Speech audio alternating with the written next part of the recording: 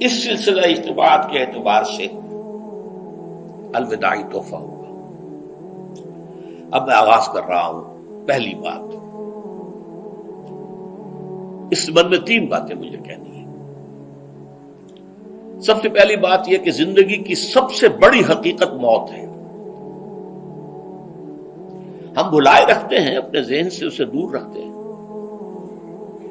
لیکن واقعہ یہ ہے کہ زندگی کی سب سے بڑی حقیقت موت ہے۔ خدا کے منکر پیدا ہوئے ہیں، لیکن موت کا انکار کرنے والا تو کوئی پیدا نہیں ہوا۔ اس لیے میں نے آیت آپ کو سنائی، کل نفس ذائقۃ الموت، ہر سی نفس کو موت کا مزہ چکھنا ہے، ہر جاندار کو موت کا مزہ چکھنا ہے۔ ثم الینا ترجعون، پھر ہماری طرف لوٹا دیے جاؤ۔ تو زندگی کی سب سے اہم حقیقت موت، اور موت کے بعد رجوع اللہ، آخرت، یہ سب سے بڑی حقیقت ہے۔ ایک حقیقت سب مانتے ہیں، سب جانتے ہیں، دوسری حقیقت کے اوپر پردہ پڑا ہوا ہے۔ میں نے اس اعتبار سے نوٹ کیا، یہ الفاظ قرآن میں 3 مرتبہ ہے، کل نفس ذائقۃ الموت، ہر جاندار کو موت کا مزہ چکھنا ہے۔ انبیاء اس سے مستثنا نہیں رہے، رسول اس سے مستثنا نہیں رہے، اولیاء اللہ مستثنا نہیں رہے۔ وقتی طور پر استثناء حضرت عیسیٰ کا ہے کہ ابھی وہ زندہ ہیں، لیکن عیسیٰ یاتی علیہ الموت، حضور نے فرمایا عیسیٰ پر بھی موت آئے گی، جب دوبارہ آئیں گے زمین پر اتریں گے، پھر اس کے بعد ان پر موت وارد ہوگی، ان کی نماز جنازہ پڑھی جائے گی، انہیں دفن کیا جائے گا حضور کے پہلو میں، شادی بھی کریں گے، اولاد بھی ہوگی۔ باقی تو یہ ہے کہ کل نفس ذائقۃ الموت، سب کو موت کا مزہ چکھنا ہے۔ عیسیٰ بھی بالآخر اس سے مستثنا نہیں رہیں گے، بلکہ قرآن میں ایک جگہ کہا گیا ہے أَفَإِن مِتَّ فَهُمُ الْخَالِدُونَ، کیا ہے نبی، اگر آپ کا انتقال ہو گیا تو یہ کیا ہمیشہ رہیں گے؟ کون ہے دنیا میں جو ہمیشہ رہے؟ انتقال تو ہونا، آپ کا بھی ہونا ہے۔ إِنَّكَ مَيِّتٌ وَإِنَّهُمْ لَمَيِّتُونَ، یہ تو مختصر ترین الفاظ تھے۔ اس سے آگے بڑھیے، سورہ انبیاء میں فرمایا کل نفس ذائقۃ الموت وَنَبْلُوكُمْ بِالشَّرِّ وَالْخَيْرِ فِتْنَةً وَإِلَيْنَا تُرْجَعُونَ، ہر جاندار کو موت کا مزہ چکھنا ہے، اور اس سے پہلے پہلے ہم تمہیں آزماتے رہیں گے، خیر کے ذریعے بھی، بھلائی دے کر، صحت دے کر، دولت دے کر، اولاد دے کر، شہرت دے کر، اور برائی کے ذریعے سے بھی، تنگ دستی دے کر، بے عزتی دے کر، اہانت دے کر، ذلت دے کر۔ وَإِلَيْنَا تُرْجَعُونَ، اور پھر ہماری طرف لوٹائے جاؤ گے۔ یہ وہ دوسری حقیقت جو میں نے کہا کہ جس پر پردہ پڑا ہوا ہے، بہت بڑا پردہ ہے۔ لوگ یہی سمجھتے ہیں کہ یہی دنیا کی زندگی ہے۔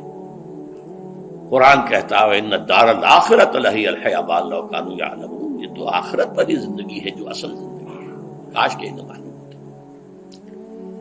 اس سے بھی زیادہ تفصیل سے یہ آل عمران میں آئی آیت، کل نفس ذائقۃ الموت وَإِنَّمَا تُوَفَّوْنَ أُجُورَكُمْ يَوْمَ الْقِيَامَةِ،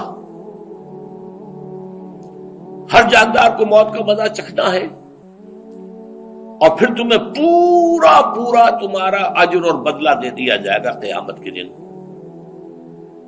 فَمَنْ زُحْزِحَ عَنِ النَّارِ وَأُدْخِلَ الْجَنَّةَ فَقَدْ فَازَ، جو کوئی آگ سے بچا لیا گیا اور جنت میں داخل کر دیا گیا وہ تو کامیاب ہو گیا۔ اللہم ربنا اجعلنا منہم، اللہم ربنا اجعلنا منہم، اللہم ربنا اجعلنا منہم۔ وَمَا الْحَيَاةُ الدُّنْيَا إِلَّا مَتَاعُ الْغُرُورِ، اور دنیا کی زندگی تو سوائے دھوکے کے سامان کے اور کچھ نہیں ہے۔ دھوکہ کس معنی میں؟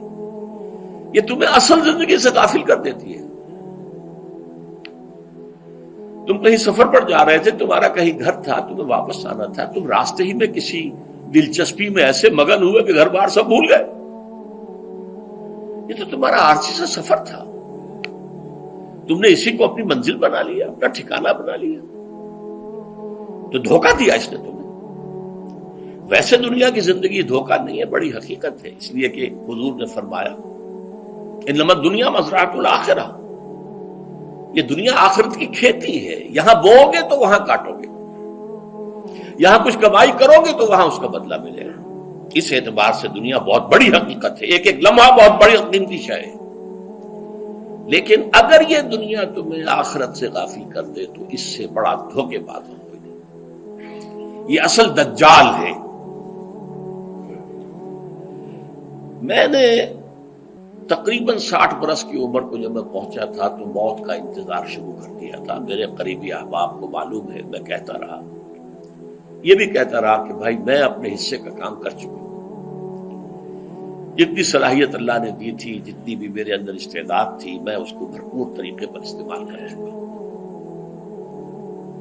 دم واپسی برسرے راہ ہے عزیز و اب اللہ ہی اللہ ہے، یہ میرا معاملہ رہا ہے 60 برس کی عمر سے۔ اس کے بعد اللہ نے مزید 14 برس دیے ہیں۔ یہ نافلۃ لک کے درجے میں میں کہتا ہوں، اس کا اللہ کا عطیہ خصوصی ہے، نفل ہے، ہمیشہ کہتا رہا ہوں۔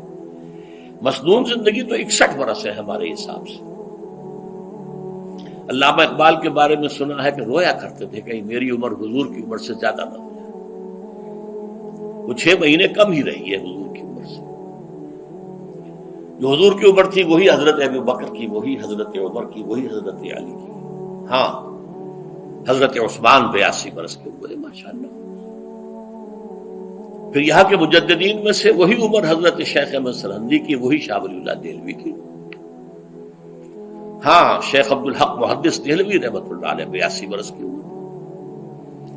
لیکن یہ میں کہا کرتا تھا مسنون عمر تو 61 برس ہے، جسے ہم 63 کہتے ہیں، وہ اصل میں ہمارے حساب سے 61 بنتا ہے۔ وہ 63 قمری ہے، جو 9 دن کم ہے، قمری سال جو ہے وہ شمسی سال سے۔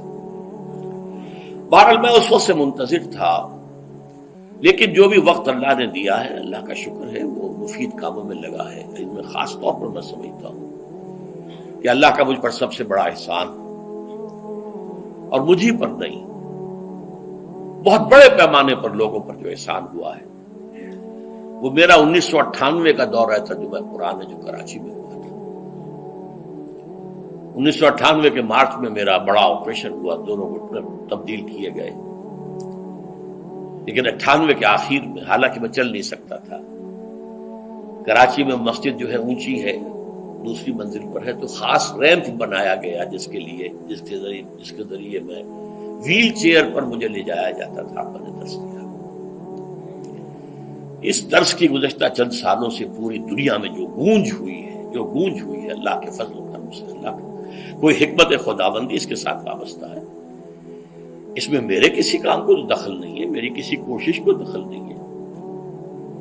میں نے تو جو درس میں دیتا آ رہا تھا سن 85 سے، دورہ ترجمہ قرآن، البتہ یہ بات ضرور ہے کہ میں نے محسوس کیا تھا کہ سن 98 کے اس درس میں دورہ ترجمہ قرآن کے مجھے خصوصی انشراح حاصل تھا۔ میری ساری گفتگو کا حاصل کیا ہے؟ دیکھیے، نظریاتی تحریکوں کا تعلق اشخاص سے نہیں ہوتا، ٹھیک ہے، کوئی اس کا داعی ہوتا ہے، کوئی اس کا مؤسس ہو جاتا ہے، کوئی اس کا آغاز کرنے والا ہوتا ہے، لیکن نظریاتی تحریک افراد سے وابستہ نہیں ہوتی۔ افراد آتے چلے جاتے ہیں اپنا اپنا حصے کا کام کر کے، جس کو جتنا مقدر ہے، جتنی اللہ تعالیٰ کی طرف سے توفیق ہے، وہ اپنا کام کرے گا، چلا جائے گا۔ یہ چمن یوں ہی رہے گا اور ہزاروں جانور اپنی اپنی بولیاں سے بول کر اڑ جائیں گے۔ مبارک ہیں وہ لوگ جنہیں قرآن کی بولی بولنا نصیب ہو جائے۔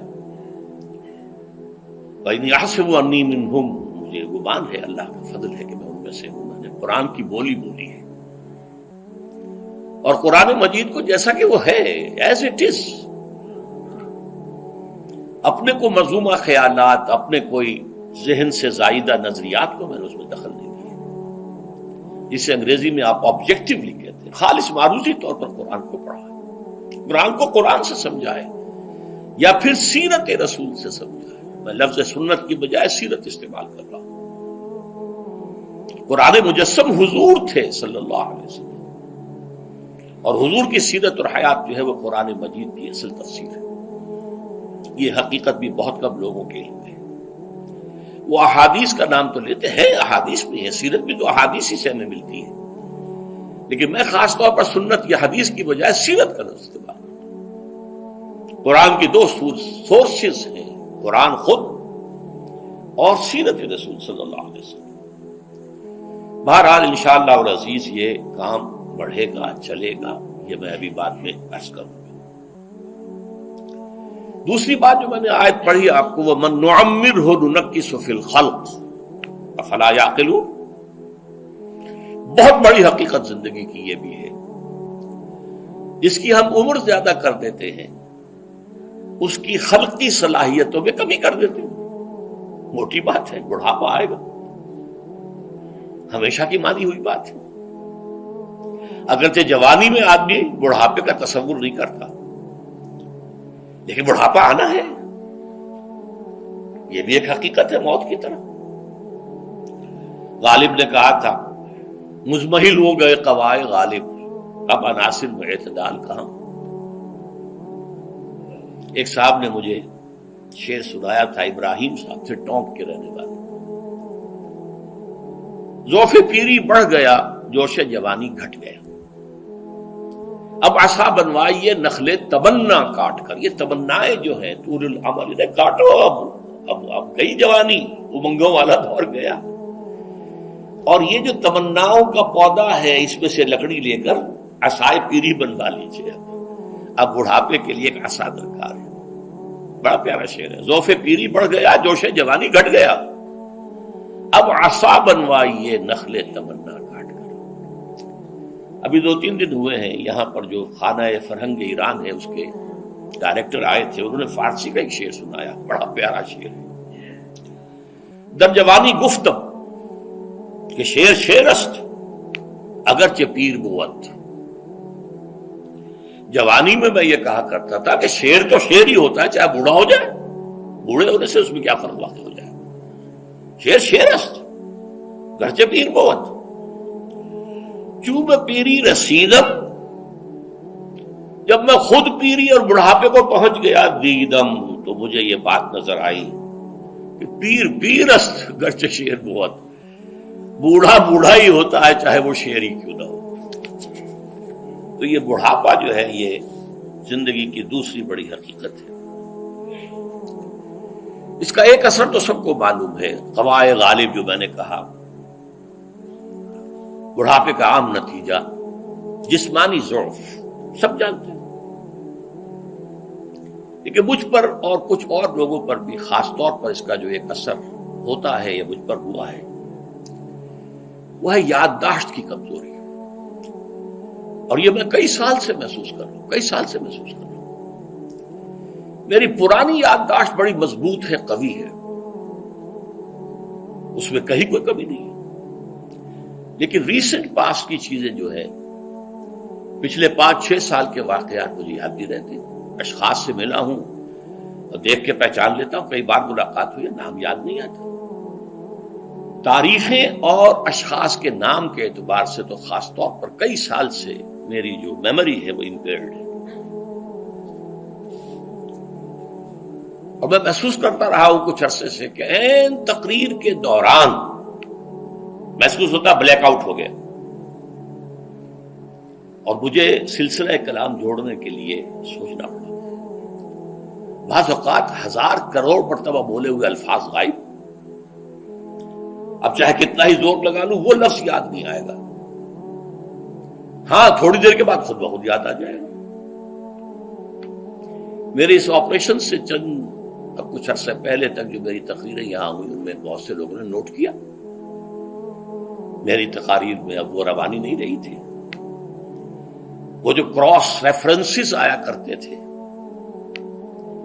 جس کی بنا پر ایک مولانا عبد الکریم پاریخ صاحب تھے ناگپور کے، انڈیا کے، مولانا علی میاں کے وہ خلفاء میں سے، انہوں نے تفسیر بھی لکھی ہے قرآن کی، وہ ایک مرتبہ لاہور آئے تھے تو مجھ سے بھی ملاقات ہوئی، میرا درس بھی سنا، پھر یہاں وہ ایک دینی ادارے میں گئے، وہاں میرے خلاف باتیں ہو رہی تھی، تو انہوں نے کہا بھائی اس شخص کی کیا بات کرتے ہو، اس کے سامنے تو معلوم ہوتا ہے کہ قرآن کھلا ہوا ہے، جہاں سے چاہے لے لے، پھول کھلے ہیں گلشن گلشن، لیکن اپنا اپنا دامن، تم کیا بات کر رہے ہیں اس کے بارے میں۔ تو عبد الکریم پاریخ صاحب کی وہ جو تاثر تھا وہ صحیح تھا، کراس ریفرنسز کا آنا، القرآن یفسر بعضہ بعضا، اس میں بہت کمی آ گئی۔ بہرحال اس کے علاوہ تیسری چیز ہوتی ہے بڑھاپے میں ریزسٹنس کی کمی کی وجہ سے عوارض. بلڈ پریشر کا میں مریض ہوں اور کوئی 25 برس سے ہوں، شوگر کا میں مریض ہوں اور کوئی 5 برس سے ہوں. ایک خاص برس جو مجھ پر آیا ہے آج سے 4 سال پہلے، اس کی ایک تاریخ ہے. یہ جو امراض دماغی کے ماہرین ہیں یہ کہتے ہیں کہ ایک مرض ہے بائی پولر ڈپریشن. انسان میں کبھی تو انشراح ہوتا ہے، ایکٹیویٹی ہوتی ہے، سوچتا ہے اور ایکٹیو کرنے کے لیے، گفتگو کے لیے، بھاگ دوڑ کے لیے طبیعت میں آبادی ہوتی ہے.